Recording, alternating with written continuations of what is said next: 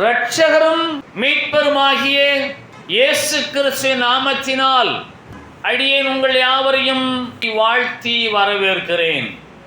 இப்பொழுதும் யோவான் 12வது அதிகாரத்தின் 36வது வசனத்தினை நாம் எல்லோரும் இணைந்து வாசிப்போமாக.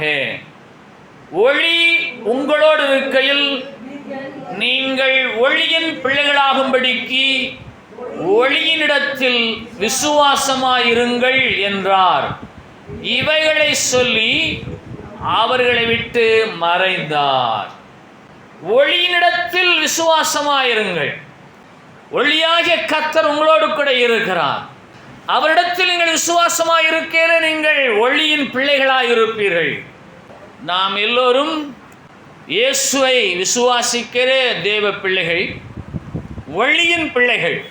ஒளி, ஒலி, தமிழிலே இதை உச்சரிப்பது இந்நாட்களிலே மிகவும் சிரமமான காரியம். ஒளி என்றால் லைட், ஒலி என்றால் சவுண்டு. இந்த முழு உலகமும் ஒளியினாலும் ஒலியினாலும் தான் இயங்கிக் கொண்டிருக்கிறது. ஒளி மிகவும் முக்கியம்.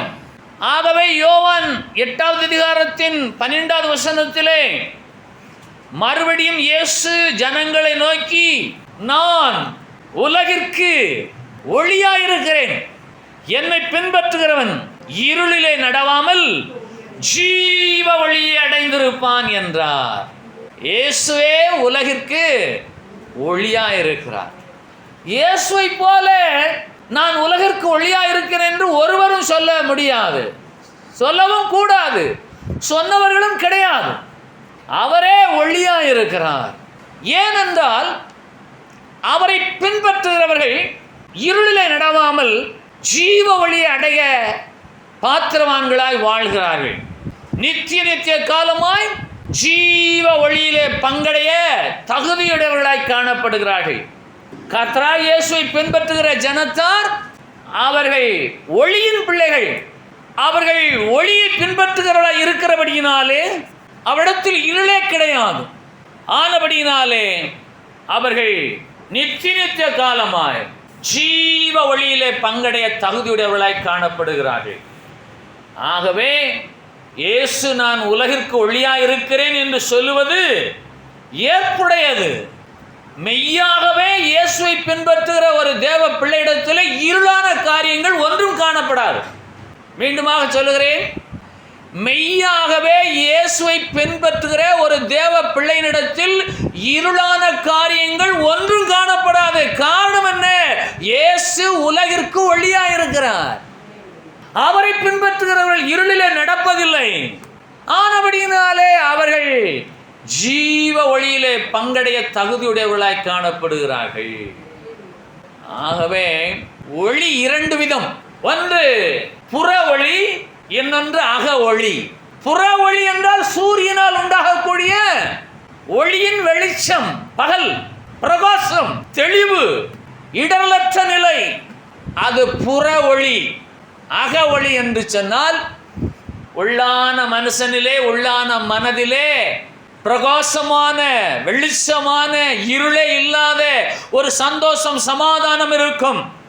ஆகவே இயேசு சொல்லுகிறார், என்னை பின்பற்றுகிறவன் அவன் இருளிலே நடவாமல் அவன் ஜீவ ஒளியை அடைந்திருப்பான் என்று சொன்னால், மெய்யாகவே நீங்கள் இயேசுவை பின்பற்றினால் உங்களுடைய இருதயத்திலே இருளே இல்லாத ஒரு வாழ்வு உண்டாயிருக்கும். அப்படி அவரை பின்பற்றுடைய இருதயத்தில் எப்போதும் பிரகாசமும் சந்தோஷமும் சமாதானமும் மகிழ்ச்சியும் வெளிச்சமும் இருக்கிறபடினாலே மெய்யாகவே இயேசுதான் ஒளி. தவம் இருக்கிறார்கள், பூஜைகள் செய்கிறார்கள், யாகங்கள் யோகங்கள் வேள்விகள் செய்கிறார்கள். தற்கொலை செய்து கொள்ள காரணம் என்ன? நான் போகாத கோயில் அல்ல, குளம் அல்ல, நான் கும்பிடாத சாமி அல்ல, என்னை எந்த தெய்வமும் காப்பாற்றவில்லையே என்று சொல்லி சிலர் அழுது புலம்ப காரணம் என்ன? நீங்கள் எங்கும் போக வேண்டாம்.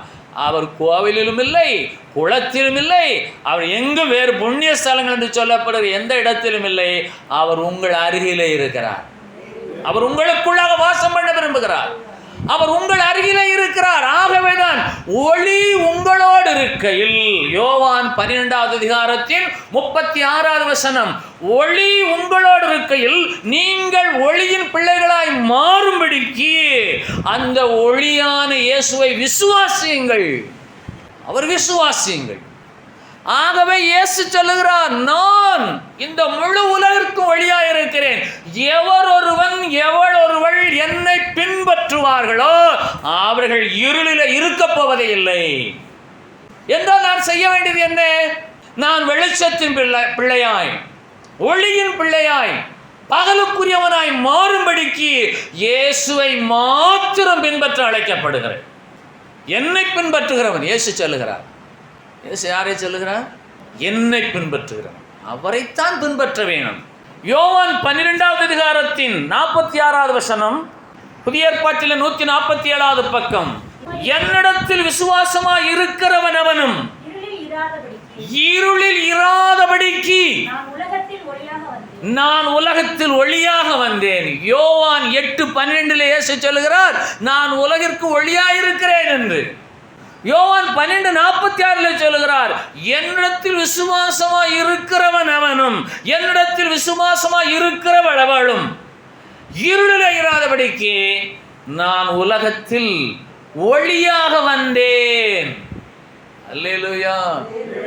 இயேசு கிறிஸ்து பிறந்தபோது இரவு பகலானது, அவர் இறந்தபோது பகல் இரவானது.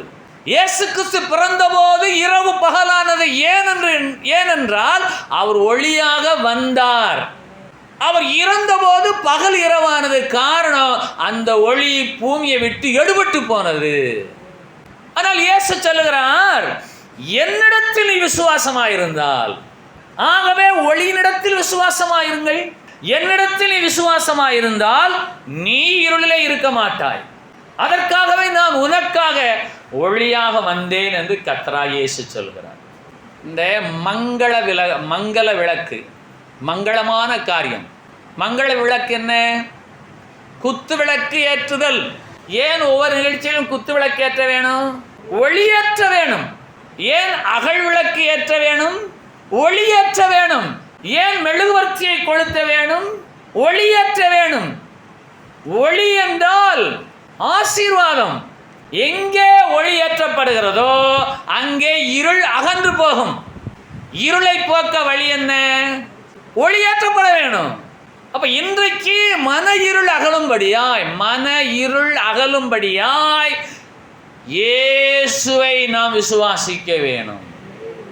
ஆகவே யோவான் 12:46 இயேசு சொல்லுகிறார், என்னிடத்தில் விசுவாசமாய் இருக்கிறவன் அவனும் என்னிடத்தில் விசுவாசமாய் இருக்கிறவள் அவளும் இருளிலே இராதபடிக்கு நான் உலகத்தில் ஒளியாக வந்தேன். உலகத்தில் ஒளியாக வந்தேன். ஆனால் நிலைமை என்ன? யோவான் 3வது அதிகாரத்தின் 19வது வசனம். யோவான் 3வது அதிகாரம் 19வது வசனம், 127வது பக்கம் புதிய ஏற்பாட்டிலே, ஒளியானது உலகத்திலே வந்திருந்தும். கவனமாய் உங்கள் கண்களை வைத்து அந்த வேத வசனத்தை வாசியுங்கள். ஒளியானது உலகத்திலே வந்திருந்தும் மனுஷருடைய கிரியைகள் பொல்லாதவைகளாய் இருக்கிறபடியினால் அவர்கள் ஒளியை பார்க்கிலும் இருளை விரும்புகிறதே அந்த ஆக்கினைக்கு காரணமாயிருக்கிறது. கொஞ்சம் வசனத்தை கண்ணை வச்சு வாசிச்சு பாருங்க. என்னிடத்தில் விசுவாசமாய் இருக்கிறவன் அவனும் இருளிலே இராதபடிக்கு நான் உலகத்திற்கு ஒளியாக வந்தேன். ஆனால் நடப்பது என்ன? நான் வந்திருந்தும் மனுஷருடைய கிரியைகள் பொல்லாதவைகளாய் இருக்கிறபடியினாலே அவர்கள் இருளை விரும்புகிறார்கள். ஆகவே நம்முடைய கிரியைகள் நல்லவைகளாய் இருந்தால், என்னெல்லாம் மனுஷனுடைய கிரியைகள் பொல்லாதவர்களை இருக்கிறபடினாலே அவர்கள் ஒளியை பார்க்கல இருளை விரும்புகிறதே அந்த ஆக்கினை தீர்ப்புக்கு காரணமாக இருக்கிறது.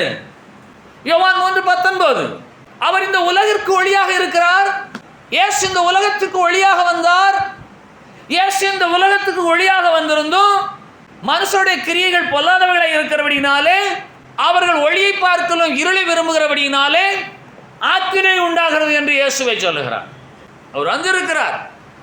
ஒளியாக வந்திருக்கிறார். நாம் பிரகாசிக்கப்படும்படியாக அவர் வந்திருக்கிறார். நம்முடைய மன இருள் அகலும்படியாக அவர் வந்திருக்கிறார். ஆனால் நம்முடைய கிரியைகள் பொல்லாதவைகளாக இருந்தால் நமக்குத்தான் ஆக்கினை. யாருக்கு ஆக்கினை? நமக்குத்தான்.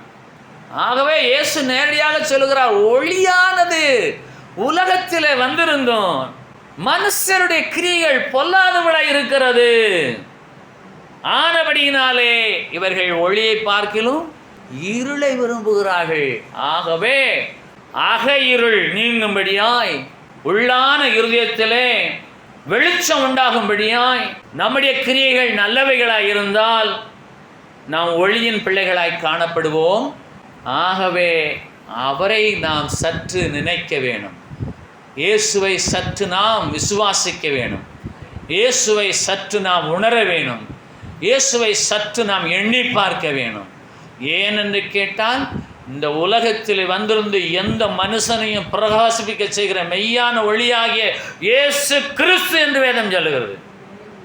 இந்த உலகத்தில் வந்திருந்து எந்த மனுஷனையும் பிரகாசிப்பிக்க செய்கிற மெய்யான ஒளியாகிய இயேசு, அவரால் கூடாதது காரியம் என்று ஒன்றுமில்லை.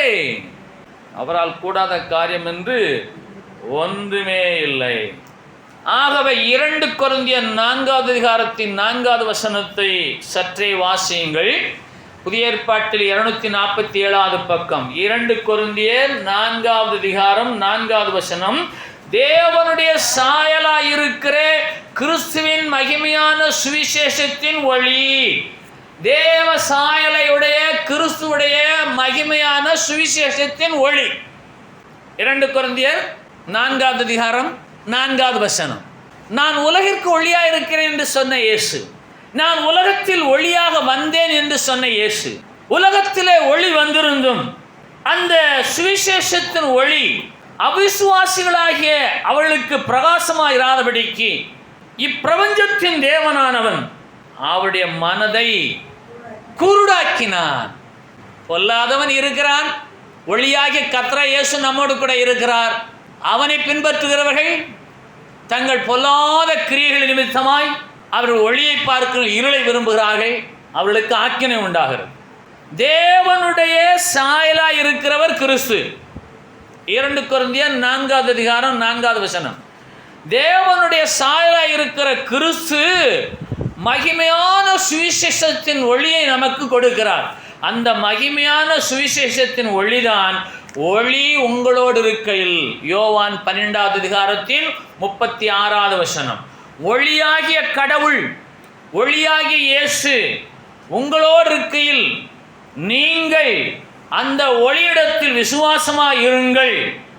அப்படி இருப்பீர்களேயானால் நீங்கள் இருளிலே நடவாமல் ஜீவ ஒளியை அடைந்திருப்பீர்கள். யோவான் 8வது அதிகாரத்தின் 12வது வசனம். ஏனென்றால் நான் உலகிற்கு ஒளியாய் இருக்கிறேன் என்று இயேசு சொல்லுகிறார். நான் உலகத்திற்கு ஒளியாய் வந்தேன் என்று யோவான் 12:46 இயேசு சொல்லுகிறார். இந்த சுவிசேஷத்தின் ஒளியானது அவிசுவாசிகளாகிய அவர்களுக்கு பிரகாசமாகாதபடிக்கு, பிரகாசமாய் இராதபடிக்கு இந்த பிரபஞ்சத்தின் தேவனானவன் பொல்லாதவன் அவருடைய மனதை குருடாக்கினான் என்று 2 கொரிந்தியர் 4:4 சொல்லுகிறது. ஆகவே மன இருள் அகல்வதாக, மன இருள் அகலுவதாக, மறைந்து போவதாக. கர்த்தராகிய இயேசுடைய பிள்ளைகளாகிய நமக்கோ அவர் பிரகாசமுள்ள மனக்கண்களை கொடுத்திருக்கிறார்.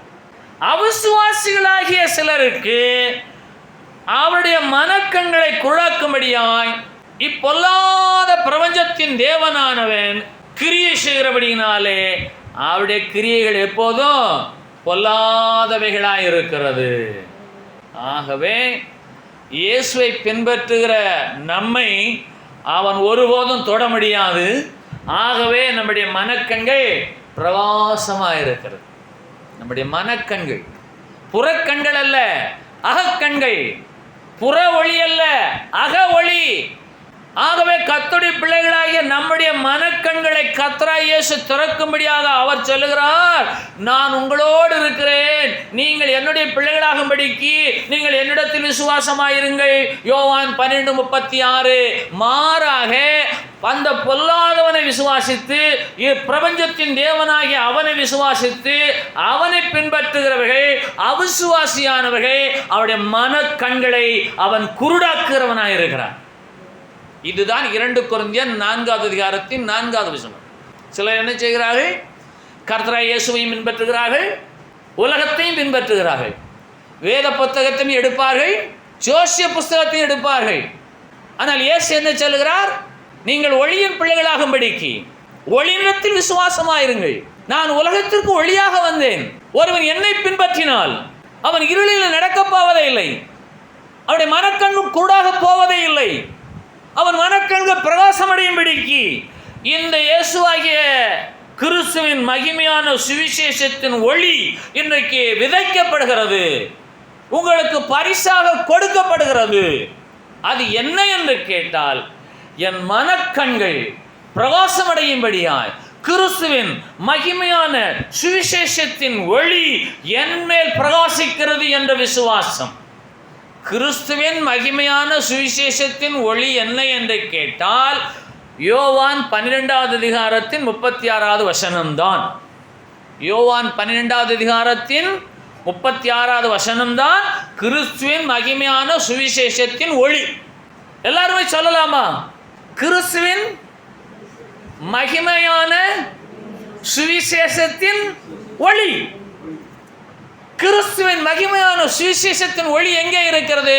எங்கே அந்த சுவிசேஷம் என்றால் யோவான் 12வது அதிகாரத்தின் 36வது வசனம். ஒளி உங்களோடு இருக்கையில் நீங்கள் ஒளியின் பிள்ளைகளாகும்படிக்கு ஒளியினிடத்தில் விசுவாசமாயிருங்கள் என்றார். இவைகளை இயேசு சொல்லி அவர்களை விட்டு மறைந்தார். மீண்டுமாக இயேசு இப்போது உங்களுக்கு சொல்லுகிறார், ஒளியாக நான் உங்களோடு இருக்கையில் நீங்கள் ஒளியின் பிள்ளைகளாகும்படிக்கு ஒளியாகிய என்னிடத்தில் நீங்கள் விசுவாசமாயிருங்கள். அப்பொழுது நீங்கள் ஒரு காலம் இருளிலே நடக்கப் போவதில்லை, மாறாக ஜீவ ஒளியை அடைந்திருப்பீர்கள். சிலரென்றால் ஒளியாகிய நான் உலகத்திலே வந்திருந்தும் பொல்லாத கிரியைகளை செய்கிறபடியினாலே என்னை விரும்புகிறதை பார்க்கலும் இருளை விரும்புகிறார்கள், ஆகவே அவர்களுக்கு ஆக்கினை உண்டாகிறது என்று இயேசு யோவான் 3:19 சொல்கிறார். அவரை பின்பற்றுகிறவர்கள் இருளிலே நடவாமல் ஜீவ ஒளியை அடைந்திருப்பார்கள். ஏனென்றால் ஒளியானது இந்த உலகத்திலே வந்திருக்கிறது. என்றால் இந்த வருஷத்தின் 4வது மாதத்தின் 12வது நாள் வரையிலும் மெய்யாகவே இயேசுவை பின்பற்றுகிறவர்கள் யார்? கேள்விக்கு தப்பிக்கொள்ள முடியாது. இந்த வருஷத்தின் 4வது மாதத்தின் 12வது நாள் வரையிலும் கர்த்தராகிய இயேசு கிறிஸ்துவை மாத்திரம் பின்பற்றுகிற அவருடைய பிள்ளைகள் யார்? இப்பிரபஞ்சத்தின் தேவனானவன் உங்களை தொடாதபடிக்கு நீங்கள் எப்போதும் ஒளியிடத்திலே இருங்கள், அந்த வழியே பின்பற்றுங்கள். அப்பொழுது நீங்கள் ஜீவ வழியிலே பங்கடைவீர்கள். அப்ப இருள், காரிருள், மப்பும் மந்தாரமும், அழுகையும் பற்கடிப்பும், ஆறாத துயரமும் வேதனையும், இதெல்லாம் இருள்.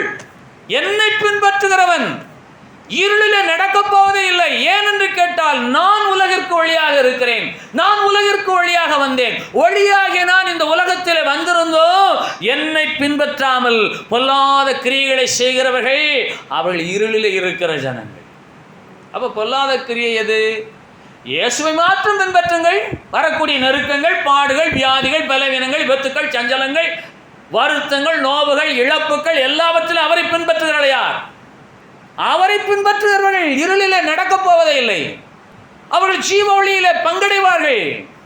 ஆனால் மனுஷனுடைய கிரியைகள் பொல்லாதவர்களாக இருக்கிறபடினாலே உலகத்திலே வந்திருந்தும் உலகத்துக்கு வந்த இயேசுவை அவர்கள் விரும்பாமல் அவர்கள் ஒளியை பார்க்கலும் இருளையே விரும்புகிறபடியினாலே அவர்களுக்குள்ளாக ஆக்கினை உண்டாகிறது என்று இயேசு சொல்லுகிறார்.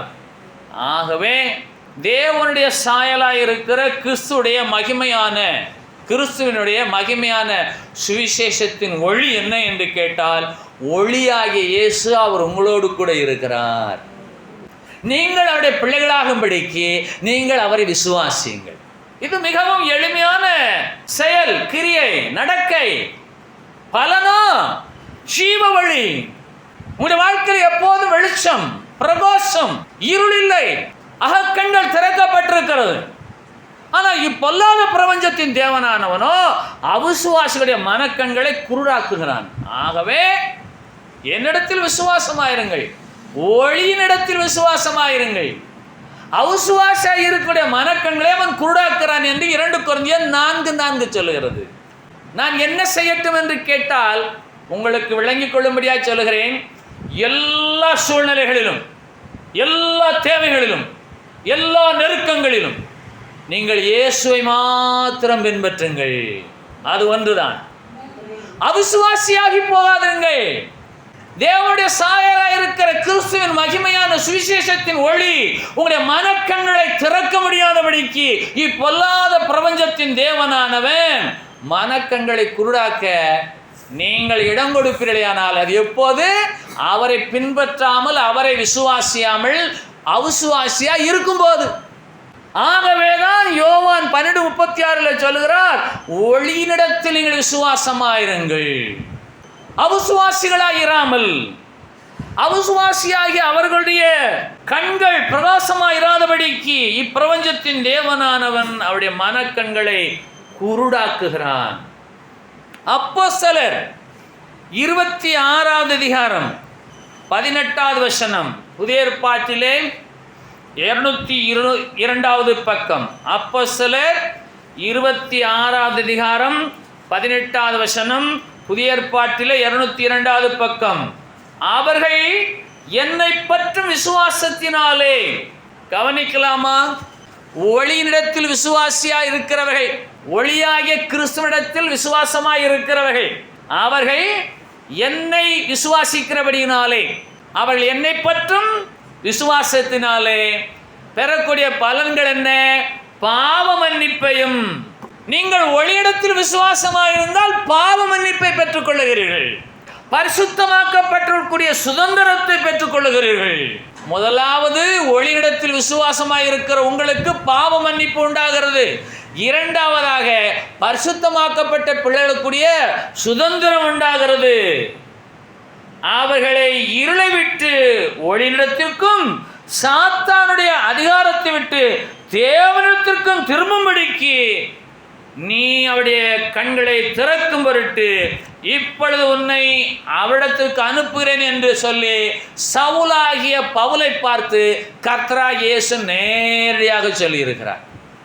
சவுல் ஜனங்களை பிடித்து கொலை செய்து சிறையிலே அடைத்து துன்பப்படுத்தி துயரப்படுத்தி கொண்டிருக்கிறே, கர்த்தராகிய இயேசு நடு பகலிலே சவுலுக்கு தரிசனமாகி சவுலாகிய பவுலாகிய சவுலோடு பேசிய வார்த்தைகள், என்னை பற்றி விசுவாசத்தினாலே பாவ மன்னிப்பையும் பரிசுத்தமாக்கப்பட்ட சுதந்திரத்தையும் பெற்றுக்கொள்ளும்படியாக அவர்களை இருளை விட்டு ஒளியினிடத்திற்கும் பிரபஞ்சத்தின் தேவனாகிய சாத்தானுடைய அதிகாரத்தை விட்டு தேவனிடத்திற்கும் திரும்பும்படி நீ அவருடைய கண்களை திறக்கும் பொருட்டு இப்பொழுது உன்னை அவரிடத்திற்கு அனுப்புகிறேன் என்று சொல்லி இயேசு பரிசுத்த பவுலை நமக்காக அனுப்பி இருக்கிறார்.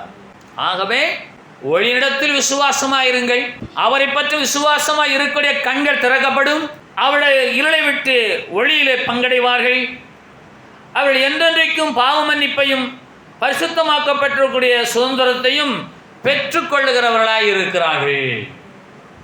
ஆகவே ஒளி உலகத்திலே வந்திருந்தும், ஒளியானது உலகத்திலே வந்திருந்தும் நம்முடைய கிரியைகள் பொல்லாதவைகளை இருக்கிறபடினாலே தான் நமக்கு ஆக்கினை உண்டாகிறது என்று யோவான் 3:19 சொல்லுகிறது. மாறாக நான் என்ன செய்ய வேண்டும்? அவரை பற்றி விசுவாசத்தில் பெருக வேண்டும். ஒளியிடத்தில் விசுவாசமாக இருக்க என்னை நானே ஒப்புக் கொடுக்க வேண்டும். ஒளியிடத்தில் நான் விசுவாசமாக இருக்கையில நான் பரிசுத்தமாக்கப்பட்டவனுடைய சுதந்திரத்தை பெற்றுக்கொள்ள தகுதியுடையவனாய் காணப்படுகிறேன். 1 பேதுரு 2வது அதிகாரத்தின் 9வது வசனம். புதிய ஏற்பாட்டிலே 318வது பக்கம். நீங்களோ உங்களை அந்தகாரத்தினின்று தம்முடைய ஆச்சரியமான ஒளியிடத்திற்கு வரவழைத்தருடைய புண்ணியங்களை அறிவிக்கும்படிக்கு தெரிந்து கொள்ளப்பட்ட சந்ததி. சொல்லாமா? இந்த சந்ததி பொல்லாத கிரிய நிமித்தமாய் ஒளியை பார்க்கலும் இருளை விரும்பினால் ஆக்கினை உண்டாகும். கர்த்தராய் இயேசு தயை கூர்ந்து இரக்கம் செய்து கிருபையாய் நம்மை ரட்சித்து அந்தகாரத்தினின்று ஆச்சரியமான ஒளியிடத்துக்கு நம்மை வரவழைத்திருக்கிறார். நாமம் என்றால் தெரிந்து கொள்ளப்பட்ட சந்ததி, ராஜரீக கூட்டம், பரிசுத்த ஜாதி, அவருக்கு சொந்தமான ஜனங்கள். வரல சொல்லாமா? என்றால் இன்றைக்கு யாரெல்லாம் இயேசுடைய சந்ததியாய் இருக்கிறோம், யாரெல்லாம் ராஜாதி ராஜாவுக்கு ராஜரீகமான ஊழியம் செய்கிறோம், ராஜரீகமான ஆசாரிய கூட்டம், யாரெல்லாம் பரிசுத்தவான்களாய் காணப்படுகிறோம், யாரெல்லாம் அவருக்கு சொந்தமான ஜனமாய் இருக்கிறோம். அந்தகாரத்தினின்று ஆச்சரியமான ஒளியிடத்திற்கு வரவழைத்தது நோக்கம் என்ன? நோக்கம் என்ன? அவரை அறிவிக்கும்படியா, அவருடைய புண்ணியங்களை அறிவிக்கும்படியாய் தெரிந்து கொள்ளப்பட்ட சந்ததி. ஒரு அல்லேலூயா சொல்லாமா? அல்லேலூயா. ஆகவே நீங்கள் இப்பொழுது உங்களை நீங்களே நிதானித்து பாருங்கள். என்னுடைய பொல்லாத கிரியைகள் நிமித்தமாய் நான் இருளை விரும்புகிறேனா, இல்லை என்று சொன்னால் ஒளியை பின்பற்றுகிறேனா? இரண்டு கேள்விகள் உங்களுக்கு நீங்களே கேட்டு இந்த கேள்விக்கு பதிலை நீங்களே தான் தேட வேண்டும். நான் யாரை பின்பற்றி கொண்டிருக்கிறேன்? இப்பொல்லாத பிரபஞ்சத்தின் தேவனான என் மனக்கண்களை கூடாக்கும்படியாய் நான் அவரை பின்பற்றுகிறேனா, இல்லை என்று சொன்னால் என் கண்கள் திறக்கப்படும்படியாய், சாத்தானுடைய அதிகாரத்தை விட்டு தேவனிடத்திற்கு திரும்பும்படியாய், இருளை விட்டு ஒளியிடத்திற்கு திரும்பும்படியாய், நான் ஜீவ வழியிலே பங்கடைய தகுதியுடையவனாய் காணப்படும்படியாய் நான் இயேசுவை பின்பற்றுகிறேனா? யாரெல்லாம் இயேசுவை பின்பற்றுகிறவர்கள்? யாரெல்லாம் பிரபஞ்சத்தின் தேவனானவனை பின்பற்றுகிறவர்கள்? என்னை பின்பற்றினால் ஜீவ வழி அடைந்திருப்பாயே. நான் உன்னை அந்தகாரத்தின் ஆச்சரியமான ஒளியிடத்திற்கு வரும்படியாய் உன்னை வேறு பிரித்து வரவழைத்து உன்னை எனக்கு சொந்த ஜனமாய் தெரிந்து கொண்டேனே. நீ பரிசுத்தனாய் இருக்கிறாயா? நீ ராஜரீகமான ஆசாரிய ஊழியம் செய்கிறாயா? நீ என்னால் தெரிந்து கொள்ளப்பட்ட சந்ததியா என்று 1 பேதுரு 2:9 ஆவியாகிய கடவுள் நம்மை பார்த்து கேட்கிறார். அந்தகாரத்தினின்று தம்முடைய ஆச்சரியமான ஒளியிடத்திற்கு வரவழைத்தவர் இருக்கிறார். 1 பேதுரு 2:9 அந்தகாரத்தினின்று இருளினின்று ஆச்சரியமான ஒளியிடத்திற்கு நம்மை வரவழைத்தவர் ஒருவர் இருக்கிறார். பிதாவாகிய தேவன் ஆச்சரியமான ஒளியாகிய இயேசுவிடத்திற்கு நம்மை வரவழைத்தவர். அவர் மூலமாய் தெரிந்து கொள்ளப்பட்ட சந்ததி, அவருக்கு ஊழியம் செய்யக்கூடிய ராஜரீக ஜனம், அவருடைய பரிசுத்த ஜாதி, அவருக்கு சொந்தமான ஜனம். யாரெல்லாம் இதிலே நான் பங்கடைகிறேன் என்று சொல்ல போகிறோம். ஏனென்று கேட்டால் மிகவும் எளிமையான கிரியை, பொல்லாத கிரியை இல்லை, அற்புதமான எளிமையான ஆசீர்வாதமான கிரியை என்ன என்று கேட்டால், நீங்கள் எப்பொழுதும் ஒளியினிடத்தில் விசுவாசமாக இருக்க வேண்டும். நீங்கள் எப்பொழுதும் ஒளியை பின்பற்ற வேண்டும். ஆகவே தான் இயேசு சொல்லுகிறார், என்னை பின்பற்றுகிறவன் இருளிலே நடவாமல், என்னை பின்பற்றுகிறவன் இருளிலே நடவாமல் ஜீவ ஒளியை அடைந்திருப்பான். யாரெல்லாம் யாரை பின்பற்றுகிறோம் என்று அவரவர்களுக்கே தெரியும். இந்த உலகத்திலே நீங்கள் இயேசுவை பின்பற்ற ஒருவரும் தடை செய்ய இயலாது. நீங்கள் மனம் வந்து நான் இயேசுவை பின்பற்றுவேன், அவரை பின்பற்றினால் நான் ஜீவ ஒளி அடைந்திருப்பேன், அவரை பின்பற்றின நாளிலிருந்து என் மன இருள் நீங்கி போனது, என் மனக்கண்கள் திறக்கப்பட்டது, இந்த உலகத்தில் அவரே எனக்கு போதும் என்று சொல்லி நீங்கள் அவரை பின்பற்றுவதும், அவரை பின்பற்றுவதைப் போல காணப்பட்டாலும் இவ்வல்லாத பிரபஞ்சத்தின அந்த பொல்லாதவனை பின்பற்றுவதும் அது உங்களுடைய சுய விருப்பத்தை பொறுத்து. ஆகவே நீங்கள் இந்த கேள்விக்கு பதில் சொல்ல வேணும். என்னை அந்தகாரத்தினின்று தம்முடைய ஆச்சரியமான ஒளியிடத்திற்கு வரவழைத்தவர் பிதாவாகிய தேவன். அப்படி ஆச்சரியமான ஒளியாகிய இயேசுவை நான் பின்பற்றுகிறேன், என்னிலே மன இருளே கிடையாது, நான் ஜீவ ஒளியை அடைந்திருக்க தகுதியுடையவனாய் காணப்படுகிறேன் என்று சொல்லி சொல்ல போகிறவர்கள் யார்? 1 யோவான் 2வது அதிகாரம் 9வது வசனம். புதிய ஏற்பாட்டிலே 326வது பக்கம். 1 யோவான் 2வது அதிகாரம் 9வது வசனம். ஒளியிலே இருக்கிறேன் என்று சொல்லியும் தன் சகோதரனை பகைக்கிறவன் இதுவரைக்கும் இருளிலே இருக்கிறான். ஒளியை பின்பற்றுகிறவர்கள் யார்? ஒளியினிடத்தில் விசுவாசமாய் இருக்கிறவர்கள் யார் என்று கேள்வியை கேட்டால் நீங்கள் சொல்லுவீர்கள், நான் ஒளியினிடத்தில் விசுவாசமாய் இருக்கிறேன், நான் ஒளியாகிய இயேசுவை விசுவாசிக்கிறேன், நான் ஒளியாகிய இயேசுவை பின்பற்றுகிறேன் என்று சொல்லுவீர்கள். ஆனால் 1 யோவான் 2:9 அற்புதமாய் சொல்லுகிறது, ஒளியிலே இருக்கிறேன், ஒளியை விசுவாசிக்கிறேன், ஒளியை பின்பற்றுகிறேன் என்று சொல்லியும் தன் சகோதரனை பகைக்கிறவன் இதுவரையிலும் இருளிலே இருக்கிறான்.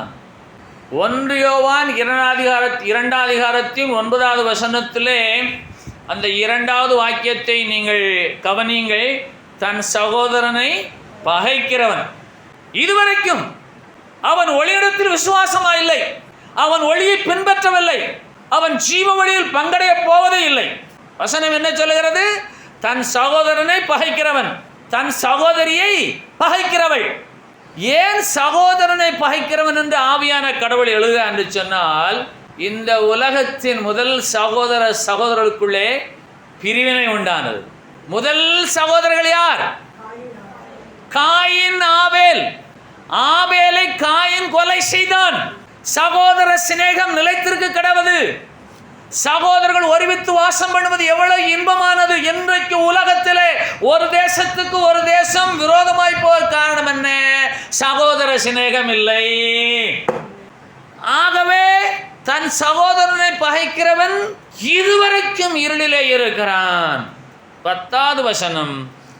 தன் சகோதரிடத்தில் அன்பு கூறுகிறவன் ஒளியிலே நிலை கொண்டிருக்கிறான். 1 யோவான் 2வது அதிகாரத்தின் 9வது வசனம். ஒளியிலே இருக்கிறேன் என்று சொல்லியும் தன் சகோதரனை பகைக்கிறவன் இதுவரையிலும் இருளிலே இருக்கிறான்.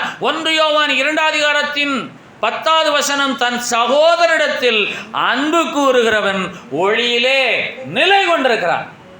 அவன் ஒளியை பின்பற்றுகிறவன், அவன் ஒளியை விசுவாசிக்கிறவன், அவன் ஜீவ ஒளியை அடைய தகுதியுடையவன்.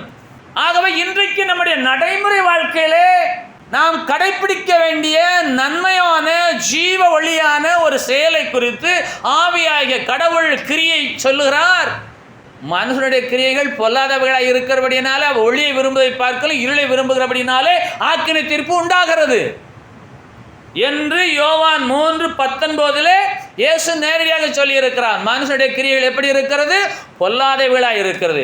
இங்கே மனுஷனுடைய கிரியைகள் நல்லதாக இருக்குமானால் அவன் தன் சகோதரனை பகைக்கிறவனாய் இராமல் தன் சகோதரிடத்தில் அன்பு கூறுகிறவனாய் இருக்க வேண்டும்.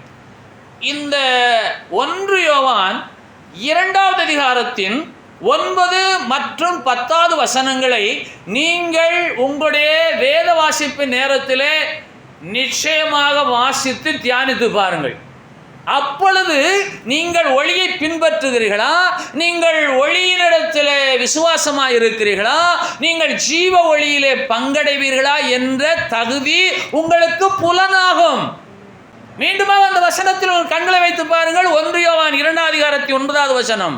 நான் ஒளியின் பிள்ளை, நான் ஒளியிலே தான் இருக்கிறேன், நான் ஒளியை பின்பற்றுகிறவன், ஒளியாகிய இயேசு விசுவாசிக்கிறவன் என்று சொல்லியோ நீங்கள் உங்கள் சகோதரனை பகைத்தால் இந்த நிமிடம் வரையிலோ நீங்கள் இருளிலே இருக்கிறீர்கள் என்று வேதம் சொல்கிறது.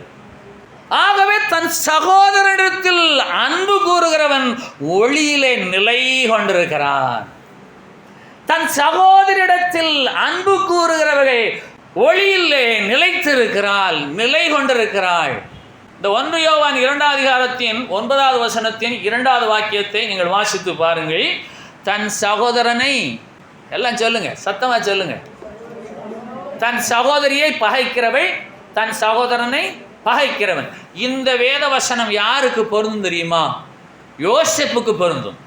ஏனென்றால் யோசேப்பின் சகோதரர்கள் யோசேப்பை பகைத்தார்கள். ஆனால் யோசேப்பு தன் சகோதரர்களை பகைக்கவில்லை, மாறாக அன்பு கூர்ந்தார்.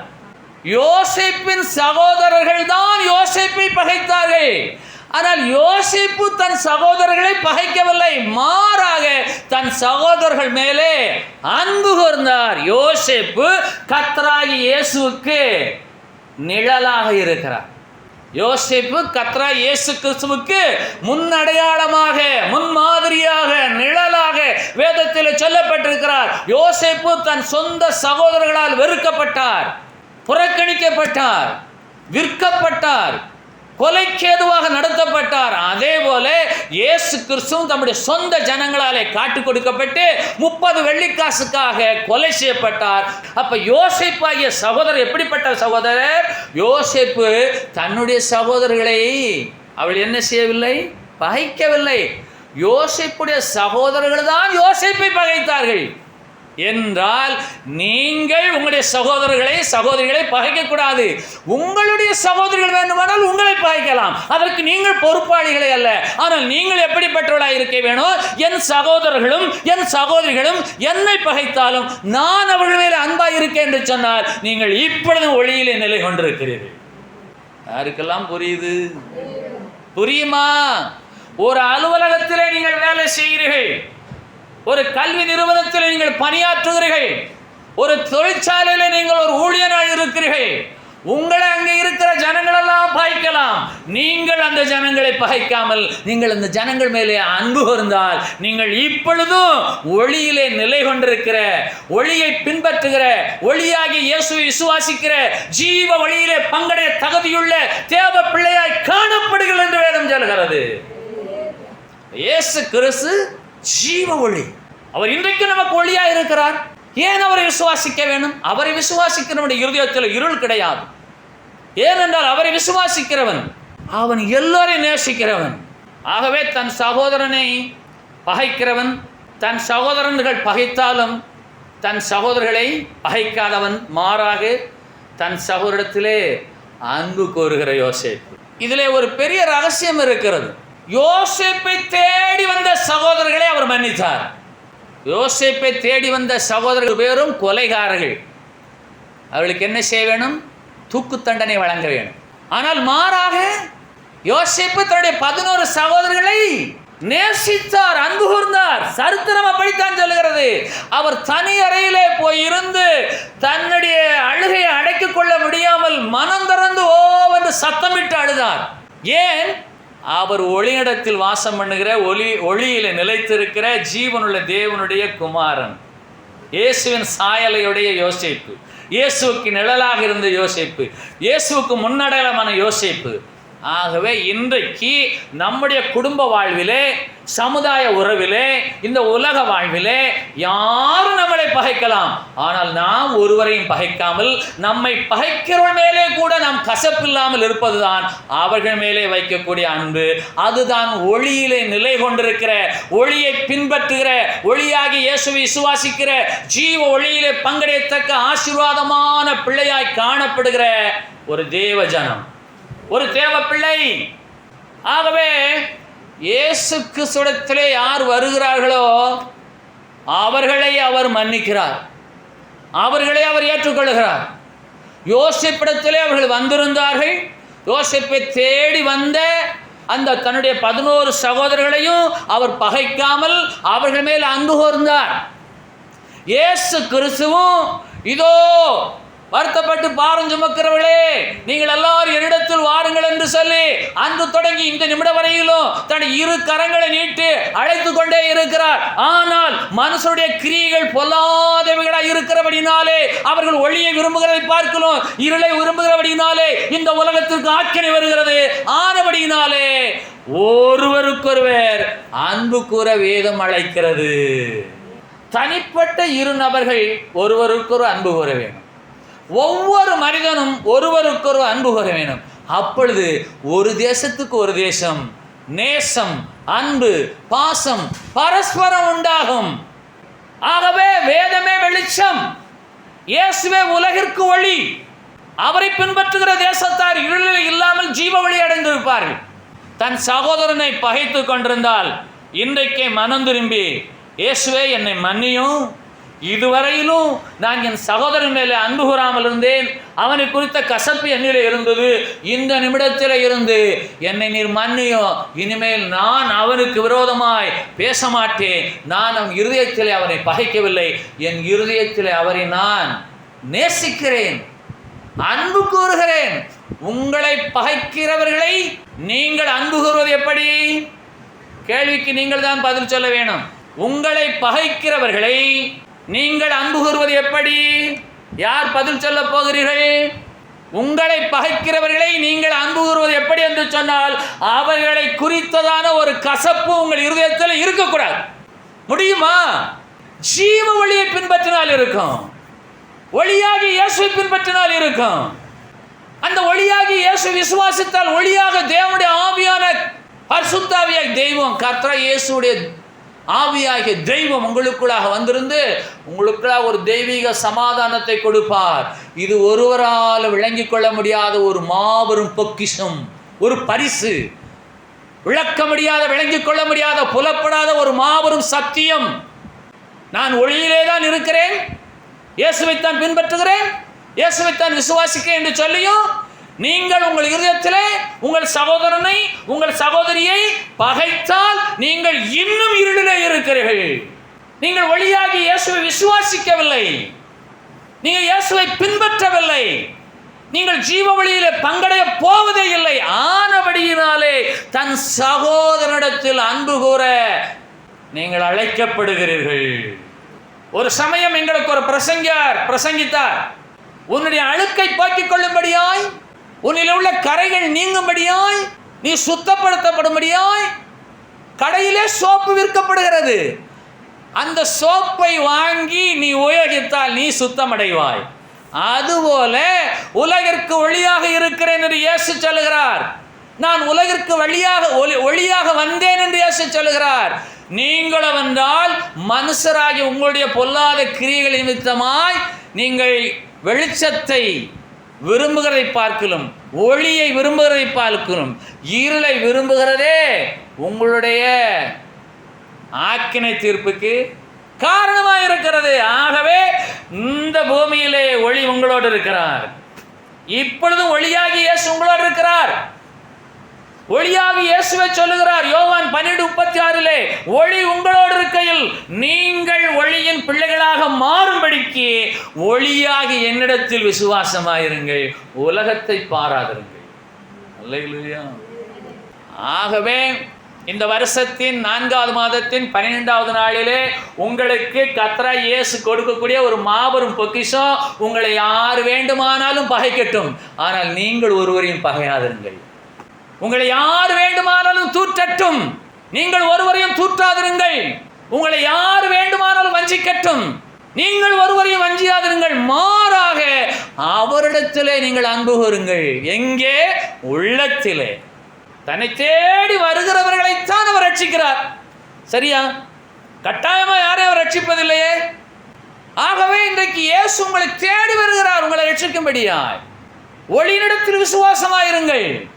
இவைகளை சொல்லி அவர்களை விட்டு மறைந்தார். கடைசியா சொன்ன வசனம் என்ன? இவர்களை மன்னியும். மன்னியும். அப்ப அவர்களை விட்டு மறைவதற்கு முன்னதாக அவர் சொல்லுகிறார் ஒளியிடத்தில் விசுவாசமாயிருங்கள்.